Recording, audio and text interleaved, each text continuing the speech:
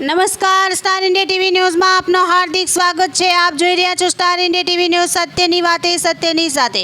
ટેલિગ્રામના માધ્યમથી કરન્સીના રોકાણ પર ઊંચા વળતર આપવાની લાલચ આપીને ₹22,19,188નો ફ્રોડ કરનાર આરોપીને ઝડપી પાડતી દાહોદ જિલ્લા પોલીસ।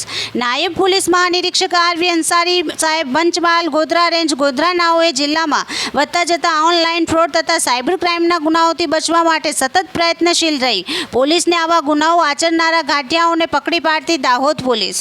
દાહોદ જિલ્લાના સાયબર ક્રાઇમ પોલીસ સ્ટેશનમાં NCCRP પોર્ટલ ઉપર અરજી આવેલ જે આધારે ઇપિકો કલમ 406, 420, 419, 114 તથા RT એક્ટ કલમ 66 મુજબનો ગુનો રજીસ્ટર કરવામાં આવેલ છે, જેમાં ફરિયાદીશ્રીના વોટ્સઅપ નંબર ઉપર એક અજાણ્યા નંબર જેમાં રૂબીના લખેલ હતું તેના પરથી મેસેજ આવેલ અને open designing India LLP YW529 નામના વોટ્સઅપ ગ્રુપમાં એડ કરેલ। તે મને વોટ્સઅપ ગ્રુપમાં લિંક આપવામાં આવેલ જે લિંક ઓપન કરતા ગૂગલ મેપ પર હોટલના ઓનલાઈન 5 સ્ટાર રિવ્યૂ આપી રિવ્યૂ દીઠ ₹50 વળતર આપવાનું જણાવવામાં આવેલ।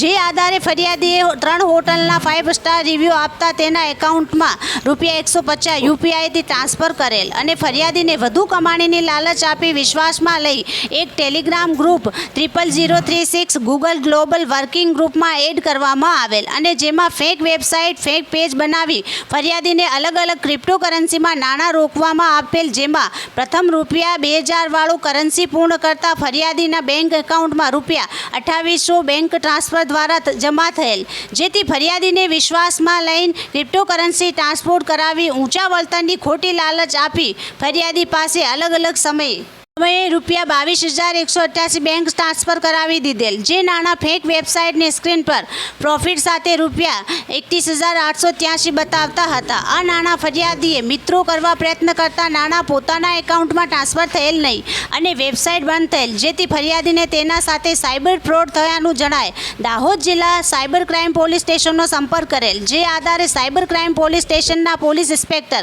DD પડિયાર સાહેબનાઓએ સૂચન અને માર્ગદર્શન GB પરમારના સ્ટાફના માણસોએ સદર ગુનાની ગંભીરતા સમજી રીતે બેંક કરતા ટેલિગ્રામનું ટેકનિકલ એનાલિસિસ કરતા જણાવી આવેલ કે ફરિયાદીનાઓએ તારીખ 15/5/2024ના રોજ સામેવાળાના બેંક એકાઉન્ટમાં ₹15,19,810 ટ્રાન્સફર કરેલ, જેમાંના ₹2,00,000 તારીખ 15/5/2024ના રોજ આ કામના આરોપી સાહિલભાઈ બકુલભાઈ ભાદાણી ઉંમર વર્ષ 22 ધંધો પ્રાઇવેટ નોકરી હાલ રહેવાસી 301 વિક્ટોરિયા ટાઉનશીપ પાસોદરા પાટિયા કામરેજ નવાગામ સુરતના એકાઉન્ટમાં નંબરમાં જમા થયેલ હતા।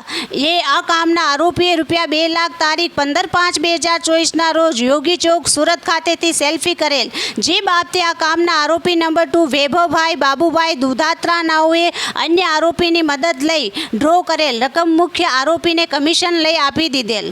ફરિયાદીને ક્રિપ્ટોકરન્સીના રોકાણ પર ઊંચા હોલ્ડરની ખોટી લાલચ આપી વિશ્વાસ લઈ તેઓએ પોતાના એપ્લિકેશનમાં ફરિયાદીનો એકાઉન્ટ ખોલાવી તેમાં ફરિયાદીને ₹22,19,188 અલગ અલગ બેંક એકાઉન્ટમાં ટ્રાન્સફર કરાવી એપ્લિકેશનમાં ફરિયાદીને વધુ બતાવી ફરિયાદીની રકમ પરત નહીં આપી છેતરપિંડી કરેલ, જે બાબતે આરોપીને ટેકનિકલ માધ્યમથી સુરત ખાતેથી ઝડપી પાડેલ છે।